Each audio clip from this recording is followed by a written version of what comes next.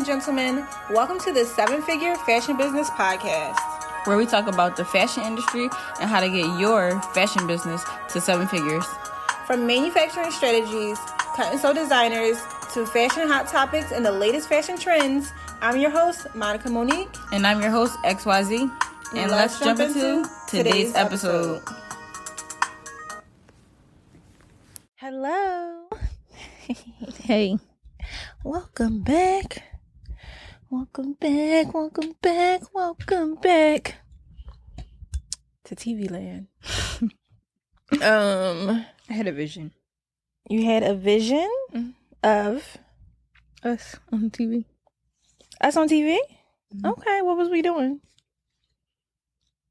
Podcasting. Podcasting? Well, I wonder if there are channels on TV where they just show podcasters live. That would kind of be cool. That would be cool. That would be decent. That would be really cool. I would watch that. Podcasting is a thing. Yeah, it's definitely a thing. For sure. And more now than ever. So I have some exciting news. I want to hear this. It's about the podcast. No. So you know how I've been saying, or I don't know if I've been saying it to you, but I've been saying like I'm going to Bali this summer. Mm-hmm. I've been saying that to you too? No. Oh, okay. But so, you always say big places. Big places. I always say big places. And it always happens. It always manifests some type of way. Like even with Dubai last year, like it just unfolded and became a whole thing. So this year I've been telling people, oh yeah, I'm going to Bali this summer. I'm going to Bali this summer. Had no actual plans to go to Bali. So you're going to Bali? Never booked a trip, a flight. Never really even looked into it. I'm just like, I'm going to Bali this summer. And I've been saying it probably since April, whatever. When people say, oh, where are you going this year? I know you went to Dubai last year. I'm like, oh, I'm going to Bali. Like, whatever. So I love this girl's content. Her brand page, well, her Instagram page and her brand in general is called Start Your Fashion Business. Do you follow her? Mm-mm. She posts content about branding, starting your fashion business, how to run your website, how to put your line sheet together, how to sell to retail stores, how to get your product, how to get your website up and going, how to be a successful fashion brand owner. Actually, I think it's called startyourfashionbrand.com, and then her Instagram is Start Your Fashion Brand.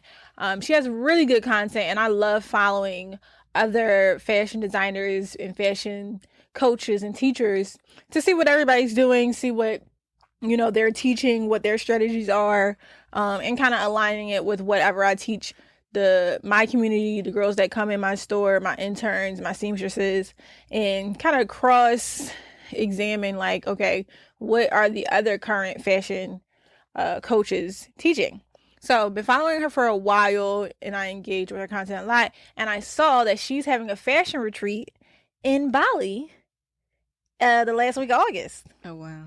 So I'm seeing her post this content and like, some of the classes that she'll be coaching while she's in Bali and how the retreat is going, whatever. And I was like, you know what, let me just email her. Let me just message her and see if she needs any more coaches for this retreat, because I would love to kind of invite my community of rich seamstresses, fashion designers, cut and sew designers. I would love to invite them to the retreat as well, so they can kind of get both sides. Like I can coach, pre-order your way to paid, like how to make money before you even make the garment.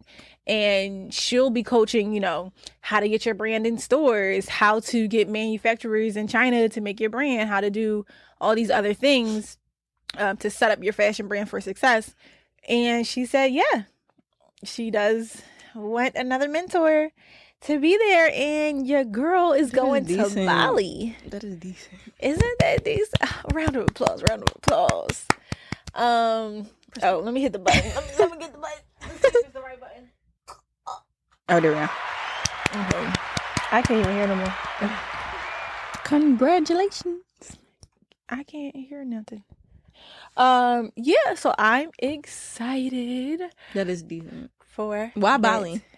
Just because that's where her retreat is. But I've just been saying that because I really wanted to go to Bali. It's very peaceful. It's very relaxing. It's known for having luxury amenities for really affordable prices. So, getting uh let's say a maid service to set up flowers in the pool and cater a dinner in Greece or Spain or Europe is going to be that extra $1,000 to $3,000. In Bali, it might be $67. Like, yeah, I'm going to Bali. Like, it's just a beautiful place. It's very zen. I think it's the perfect environment for Right. a fashion retreat. You're gonna do it. Yeah. You're a real life coach. Huh? You're a real life coach. I am a real life And- coach. Like everybody that come in the store. Oh my God. Yes. And then now you really about to get in front of a crowd. Yeah. I mean, I think that is really cool too, because even in my everyday life, my interactions with other designers, like you said, and when they walk into the store or whatever, like I'm just very giving of the information. Yeah, you are. I'm very much like, oh, here's a resource for this, here's a resource for that. And then with my online community, I was talking to another fashion designer the other day and about the contracts, because I had posted a reel on my brand page like, I've seen oh, it. oh, you saw it, saying that I'm changing the contracts for 2024. And a couple of the prom designers were in my DMs like, oh my God, it's time. Like, can I get a copy of the contract? Because I put on there, like, if you want a copy of the contract, DM me. So other designers have been DMing me like, yeah, like what can we do to protect our business? What can we do to... I started my contract too. We gotta compare it. Yeah. Yeah, like what can we do to make sure that we don't end up in like all these situations that kind of happen from luxury custom clients or everyday custom clients. And this girl on Etsy, she got her contract on Etsy. I sent this to you a long time ago. Oh, really? Yeah. It's like $5. I didn't buy it yet. But they give you a little preview I'm gonna buy it. Yeah. And it looked like everything that we already say. Yeah. But I'm gonna just buy it to see like what's on her contract. Yeah. Like, how she got it set up. I just started an Etsy store for my digital products too. Oh my my fashion God. planner and stuff that I always have on my website. I started an Etsy store for that as well. I didn't put anything up on it yet, but I know a lot of people sell a lot of digital products on Etsy. So I want to get that. I want to do my digital products on Etsy and Amazon.com because I know that's the two places that people buy them the most. And I want to make sure that I am flooding the market with all the information. Yes. But yeah, so I think it'll be a really cool opportunity. I'm really excited about it. I'm excited to like connect with the other coaches and learn from them, have them learn from me, and then connect with the people that are just coming to the retreat to learn. Like, I'm excited about that as well, and like kind of putting them up on game as to like how you to got get a this lot of money. game. How to get this money. You got a lot of game. I got a lot of game? Yeah. Yeah. Like, I think when you go into fashion, you think it's like 1. But it's really like 20. 20 what? I don't know what I'm trying to say, but like 20 ways. you think it's like easy. Then when you get in there, it's like, oh shoot, it's times 20. Yeah. Like whatever you think it's going to be times about 20. Yeah, for sure. I feel like you experienced all that. You've been through all that 14, 15 years. 14. You got a lot to say. Yeah. A lot to say, a lot to teach. Even like just scheduling yourself, like how to schedule yourself to get your work done. That's something where a lot of people fail as entrepreneurs. They go into entrepreneurship and think, oh, I'm gonna just do what I want every day. It's like, no, you gotta schedule yourself like you work for somebody else. Cause you now work for your brand. So you really need to schedule your work days. It don't have to be Monday through Friday. It can be Tuesday through Saturday. It can be Wednesday to Friday, but you need to schedule yourself as if you work for somebody else to get your work done. Because if you don't, you'll fall behind and nothing will get done. So even teaching that to other designers and fashion entrepreneurs. I feel like that's the first thing you say. That's the biggest thing about being a designer, time management. Time management. Yeah. Time management for sure. Even as a designer, but probably as an entrepreneur in general. Time management is probably like the struggle for everybody. That's where everybody falls behind, is like waiting until last minute. It's serious. It's serious. So what's our topic today, Z? Website. Your website. Your website. What do you need for your website? Should we go over like as a regular fashion brand or as like a cut and sew fashion brand, as an entrepreneur? Both. Which one do you want to start with? Let's start with, which platform should you use? For me personally, I like Shopify. Mm-hmm. And the reason why is because they have a lot of plugins where you can like automate interactions with customers. So you can automate a chat box to pop up. Like say if somebody has been on your website for 30 seconds, a chat box will pop up and say, "Hi, do you need help with anything? We're here to answer any questions." And on the back end, you can plug in the most common questions. Excuse me.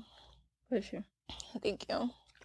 You can plug in the most common questions that people ask, and when somebody puts that in the chat, it'll automatically answer them. So like you're being helpful to your like that's a pop-up that can have Hotjar or Orange, what is it called, Orange Box or something. Basically what it does is it watches how customers interact with your store, your website, and then you can see when they're clicking off, how long they stay on certain pages, what pages they most frequent. That's a plugin that you can add on Shopify. So I'll usually go into Hotjar and I'll look like, okay, the 10 people, 100 people that visited my website within the last hour, 2 hours, 3 hours. What did they do? What did they most click on? When did they click off the website? When did they get bored? What are the pages that get the most clicks, and how can I make those pages better so that they don't click off, so that they just go right to checkout? That I think is a good plugin. Other plugins that I have are like the email plugins, you know, when somebody purchases, follow-up emails, but also when somebody doesn't purchase. Like say if somebody adds something to cart and then they don't purchase, the website plugin will send them an email like, "Hey, you added this to your cart. Make sure you don't leave it behind before somebody else gets this size."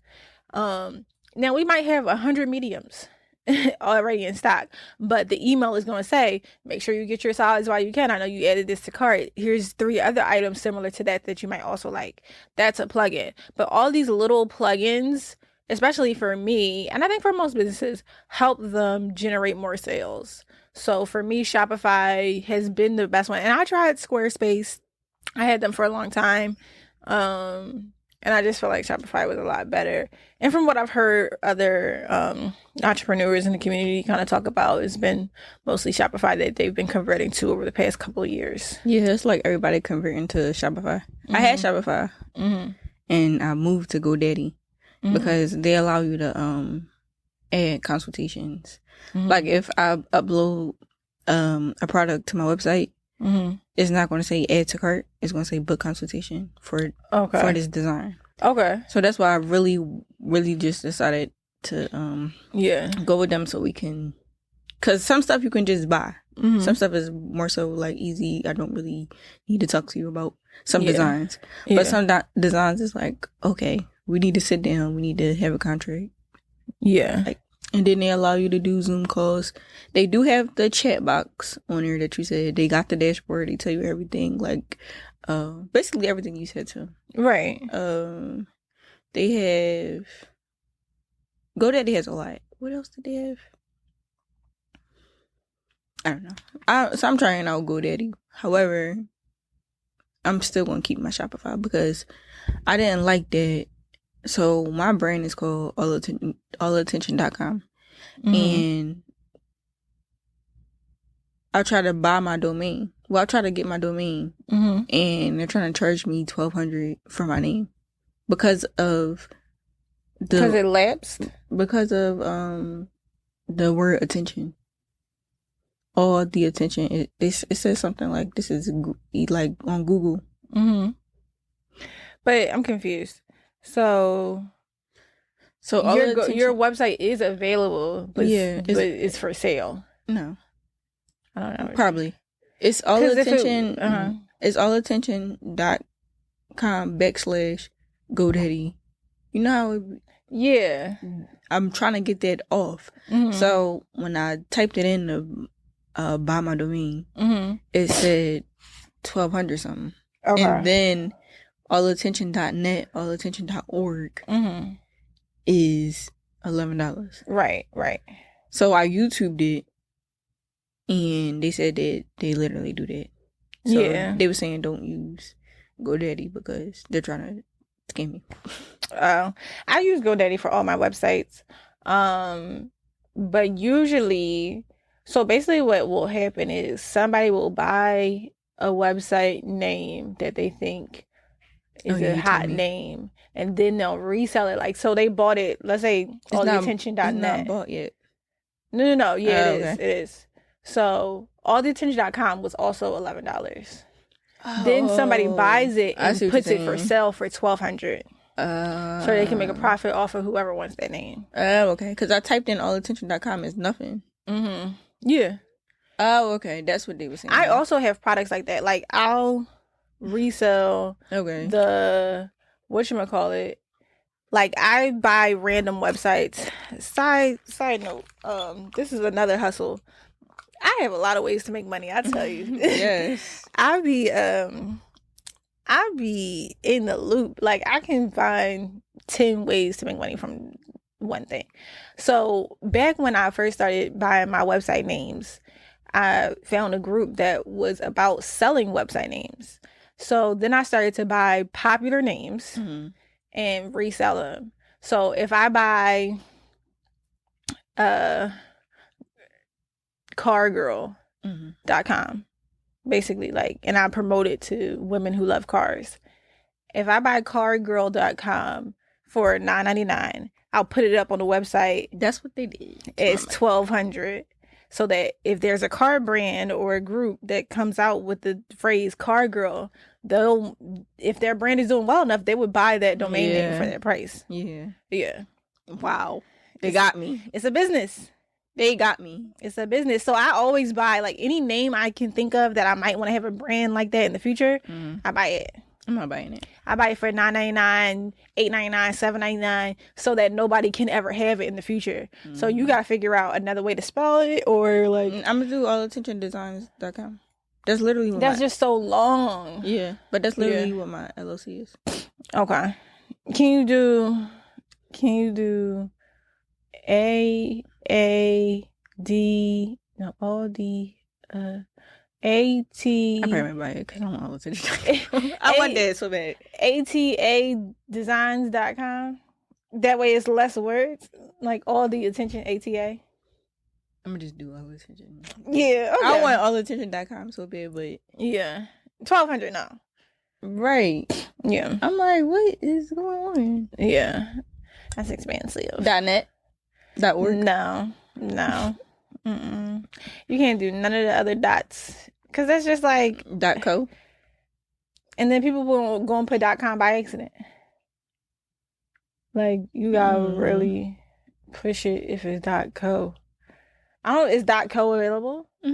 Everything else is available. Yeah. But what you want. Yeah. That's why my website said GoDaddy, which is annoying. It's bothering me. So yeah, that bothers me. My friend reposted it, and she put the link. And the whole link was just plastered across the screen. Yeah. When she reposted, I was like, oh my God. Well, people don't know. Yeah. Like, people that's not entrepreneurs, they don't know. Yeah. But I was like, oh my God, delete this. So another tip for your website is make sure the domain is available. It's available. And even if the domain is not available, try to get a domain that you like that's available. Because maybe it's the entrepreneur in me, and like, just it's more professional if you just have whatever the .com is and not .com/Shopify/shop. Like, it's like MonicaMonique.com/Shopify/shop, or cuteclothes.com/GoDaddy/shop. It just make it whatever .com. because Yes. all professional websites, Yeah. prettylittlething.com, fashionnova.com. You don't see fashionnova.shopify.us. Yeah. You know? So, number one, domain name. Other stuff that you need for your website. Logo? Yeah. Yeah. You got I'm about to look on it. Logo, colorway. When you're thinking about your website, you definitely want to think about, okay, when I look at the most popular brands, what does their logo reflect that I like about? You know, like think about the logos that you like. Is Amazon logo with the arrow that goes from A to Z, the UPS logo, the Fashion Nova logo, the Pretty Little Thing logo. What about logos that you like is the reason why you like them? Do you like them because they're big and bold and you can read it clearly? Do you like it because it's abstract and different? Figure out what you want your logo to represent and how it represents your brand, and then tie that into your website design. Your colorway, is that in your logo? Is your logo blue and green, but your colors on your website is yellow and orange? What's your colorway? That doesn't make sense. What's a colorway? No, what is yours? What is mine? Burgundy and white. Like burgundy, black, and white. Oh yeah, that is. Yeah. Mine is pink and white. I'm gonna say pink. It's pink and white. However, my website is black and white. When I was doing my website, the pink and white just was not going well. I'm on prettylittlething.com and their Pink bars and pink and white, yeah. Yeah. Oh, and they do have black writing. Okay. But I always like look at other websites and like I'm like, okay, I like how they do this pictures. Okay, I see how they do these plain backgrounds. Most popular websites are very plain. The models are in front of like white backgrounds. I wanted mine to be plain. Yeah. Models aren't doing too much.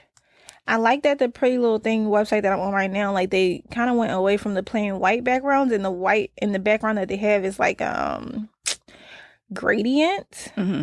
Like I don't know if you can see this right here. Yeah. But it's less plain than the white. So I kind of like that they're mixing that up. Your policies, your terms and conditions. Wait, before I get there, at the top of the website, they have this bar that says extra 10% off footwear code ... I think every website needs that at the top. I always have that at the top of my website, like whatever the coupon code is for the month. And then I just write it out.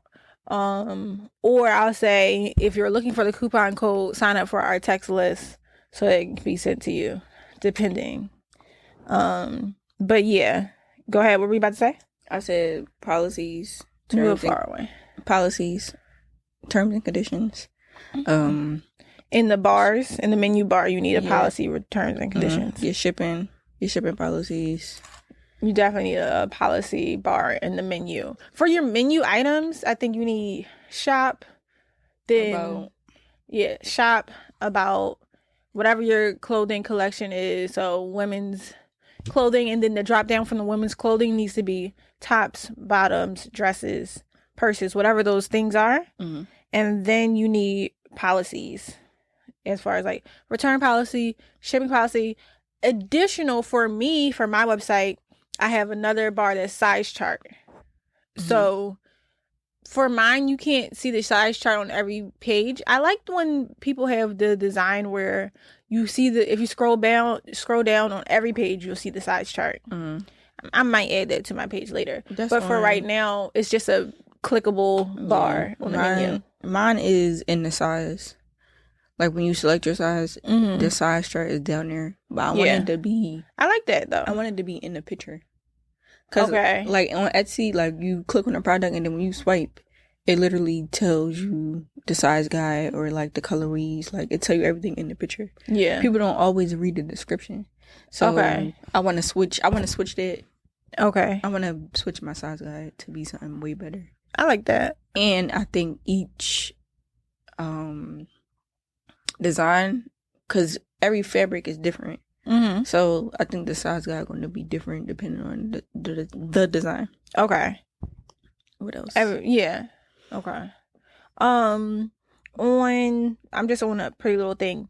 Their bar under their like clothing options is delivery, let us help you, so frequently asked questions, about us information and like their mission statement. I think that's a good thing to have, is your mission statement, which is like, what does this brand stand for? So let's say if your brand is eco-friendly and only buys refurbished materials, environmental friendly materials, and recycles everything that they produce. I think that's really important to put in your mission statement so that you attract those customers. So I think that that's really cool. And then the let us help you frequently asked questions. I need to add a frequently asked questions into my website, because there are, again, questions that people ask every single time. Every time. The same. Every time. The same. So it's just beneficial if you don't want to have to answer so many emails or answer those questions repeatedly. Just add a frequently asked questions tab to your website. I think that's super necessary. I think you should add the paying for installments. That is Affirm, Afterpay, Klarna, Zip, Klarna. That brings them right to the website. Yeah. You got them for payments? I have Affirm, Zip Pay, and PayPal installments. I have the I was setting it up. I need help. Okay. But I think I got PayPal so far. But I need help with everything else. Yeah. Those are super beneficial, and it gets you more sales as well. Yeah. Especially like when you're doing higher price items. Yeah, that's what I was saying. Like, our stuff is high. And literally somebody, like, a lot of stuff. I mean, you're not my type of customer anyways, but some people be like, I'm not spending all that money just to wear this one time. But it's kind of like custom design is like, the girls who get it. Right. The girls who don't. Right. Don't. But the 4 installments, out of sight, out of mind. It helps them. It helps them. But yeah, that's not my type of customer. Bye, girl. So on the bottom of Pretty Little Thing website bar, they also have their social media. So you'll see Facebook, Instagram, Twitter, YouTube, a link to all of their social media. Do you feel like that's important for your website? It's on my website. It's on your website? It's not on my website. It's not on your website? Because only reason why I did it is because a lot of people come from TikTok. Okay. So when they come from TikTok, I want them to find my Instagram. Okay. When they come from TikTok, you want them to find your Instagram, but not your website. No, they both. Okay. My Instagram is on my TikTok as well, but I just put it at the bottom because I need y'all to all be on Instagram too. Okay. Because I am going to post on TikTok, of course, but I think more so my stuff is really going to be more so on Instagram. My pictures, my content. So I need the TikTok people to come over. Okay.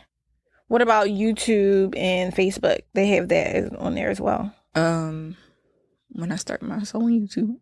Yeah, you want to put that on your website as well? Mm-hmm. For me, I think the only thing with me is I'm like, do I want this to crowd that? Like, because there are certain ways you could do it where, yes, you could just put the link in the tab, and then when you click on that little Instagram symbol, it'll take you to my Instagram. But there's another way you can do your website where it'll refresh your content every time you upload something on Instagram or TikTok. It'll like have it presented at the bottom bar. And I think that's kind of cool because it's kind of refreshing your website every time you put something on Instagram. So it's like, looks like activity, and like it's good for search engine optimization. But also, is everything I post on Instagram photogenic enough for my website? Right. Is the question. Because I don't want anything to interrupt what the vibe is. Yeah. I like the professional vibe. I like to keep it strict and strategic. Yeah. My vibe is like Instagram Betty. Right. Website. That's my vibe. I need all the backgrounds to kind of be similar. Yeah. Yeah. So I think that's really cool. What else? Is there anything we're missing with the website? Oh, specifically for cut and sew designers or custom designers or designers with really high priced garments, I think you should always, always, always have a consultation tab. Somewhere where the customer can definitely inquiry. send an inquiry, yeah. especially if the items are over $1,000 or $500. Especially if you're doing custom, Yeah. it just helps your customer feel more supported. It helps them make better decisions. For me, I have the book consultation tab and items on my website. But yeah, I think that's super, super necessary and helpful for cut and sew designers. I think everybody should have that tab as well. On GoDaddy, they let you set up Zoom calls. Oh, really? That's why I was over there. I like that. Yeah, I like that. For mine, it's connected. Like a calendar. It's like how it's connected. It's connected to Calendly. So when they buy on the website, it sends them to the Calendly calendar, and then I put in whether you're doing a call, in store or video. So it doesn't connect them directly to a Zoom or anything. And then actually, I prefer the Google Meet video calls to the Zoom calls. And then it do Shopify let you update your Google or something? Update your Google? Well, it makes you. It says something like update like your Google and what am I trying to say? It was like help you get found on Google. It's a tab. I don't know. Possibly. I don't know. I would have to see what you're talking about. I can show you. But you got to fill out some questions about your business. Okay. And whenever somebody Googles something. Okay. Custom designs. Right. It help you be found on Google. Right. I think, again, with that, too, also, if you add tags to your items, does it let you do tags? No. Well, it probably do. I probably just didn't see it. You need to find it. When you can do tags to your items, that also helps with your Google search optimization. Another thing that I'm looking at the Pretty Little Thing website, I see the heart thing where you can favorite items. Let's say you don't add them to your cart, but you like or love this item, you can add a heart and then you'll see everything that you favorited later on. You need it. I think that's a cool item to have on your website. Because when people come back to your website later, they can see the items that they favorited and possibly buy those at a later date. Earlier when we was talking about the size guide, I forgot to mention that if you are like a cut and sew designer, seamstress, I think you should allow the customer to. On my website, I have a box where you can enter your measurements. So when people go actually get professionally measured, they can put their measurements in for a better fit instead of you guessing. Yep. Which your size is. That is on my website as well. But I tell them to add it in the notes, and people often add it in the notes. And then I can see that on their orders. I say it's not mandatory. However, it's recommended for a better fit. Okay. One thing I noticed, so again with Pretty Little Thing, now I'm on a different website though, but one thing I noticed with Pretty Little Thing is when I go to their Instagram and I look for their website link, it doesn't just send me to their website, it sends me to like a link tree almost, where it's like Instagram, TikTok, YouTube, website, da-da-da. And I was like, oh, that's really interesting for a bigger business, because usually smaller businesses do that. That's mine. So I feel like, and mine as well. Okay. So I feel like that's really interesting that Pretty Little Thing is actually getting into that. Because some people believe that if you give people too many options, they'll get confused and just click off. So that's why a lot of people will just have their website in their bar. But it's a million reasons why people come to your Instagram. Right.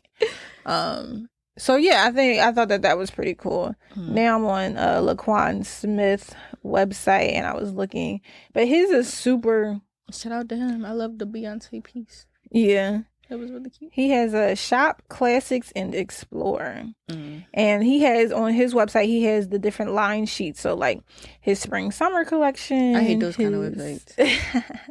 Why? Because I feel like when I click on your website, I'm looking for something. I already know what I'm looking for. And then it's like, I don't know which collection it's in. Right. But you can do shop all. What? Bro. I just got a crazy text. But anyway, so so I think that those are like the main things that you need for your website. We kind of discussed the most of it. On my website, I also have a tab that I also have a tab for fashion designer resources. So basically, like the same products that I was speaking about earlier, the digital products, like my 6-figure prom season course, my fashion planner. I'm also going to put the contract on my website as well, but I have a separate tab for like, this is specifically for fashion designers who want these digital products as well. I don't necessarily recommend other people have that on their website. The only reason why I have it is because before I was creating another platform to have just my fashion coaching business, I was like, well, for the people who ask, I want them to be able to buy it. And because I'm still working on the other website, so I just added that tab to my thing. But I also just think that your website should be focused on your one customer. Mm-hmm. So it shouldn't be for both fashion designers and customers. Those are two different groups of people. Mm-hmm. I think your website should fully be catered towards your target audience. Mm-hmm. That's why I was working on the separate website just for my coaching stuff, because that is specifically for that target audience as well. Mm-hmm. Anything else you want to add? Well, for me, my website. Yeah. I'm dropping designs soon. Mm-hmm. So just tune into the website. My goal is, I'm not going to say crazy goals. My goal is a new design. My real goal is 2 new designs a month. Okay. But I set it down to 1 new design a month. Okay. And, not making other designers' designs. Mm-hmm. Really pushing, selling my designs. So, my website, I had to get on it. Yeah. And my website is out, so allattention.com /GoDaddy. Mm-hmm. And I just tapped into Warbler. What's that? It's the chest plate. Okay. Oh yeah. Okay. So that should be exciting. That's gonna be on my website. But that's going on my Etsy. Okay, good. I think that's a good place for it too. Yeah. But everything's not gonna go on my Etsy. Mm-hmm. But because it's for a specific audience. Yeah. But Warbler on Etsy is crazy. Really? Yes. Okay. And I put my other Warbler top on Poshmark. Okay. And they went crazy over it. Yeah. But somebody bought it. Yeah. And the good rest of the people was like, "Oh my god! Like, is this available? Do you have any other colors? Like, do you have more?" Mm-hmm. So I'm excited about that because so real quick then let's talk about some other websites where if you don't have your own website yet, you can put your stuff on these other websites and possibly still get sales. Yeah, don't be afraid to. Yeah, so smart. Tell me what websites you're using. I'm on Poshmark and Etsy. Okay. And what else is there? I was gonna say Amazon. Amazon just a little bit. Is Mercari still a thing? I think so. Amazon, Mercari, Etsy, Poshmark. What is there any others? I mean, if y'all have others, leave them in the comments. Yeah. But yeah, I think. Oh, this is another real quick thing that I do if you want to sell some stuff. This I did for my retail store. We have to do a whole separate episode for like things you need for your retail store. But so some items that weren't selling in my retail store that were like old from like last summer or the summer before that I just had downstairs in stock. Some were even still new in plastic inventory, but it was just out of style. I went to a secondhand consignment shop on South Street and sold them. Okay. And made some extra money. So that's another idea to get some more stuff. The audience. Yeah, it's about the audience and finding new ways to sell stuff. Like, don't ever give up on your creativity. Keep trying new methods, different places, different sources, and I think Etsy is for fashion designers, for fashion artists. That's the place, Etsy, because I think on Instagram, just having your Instagram link.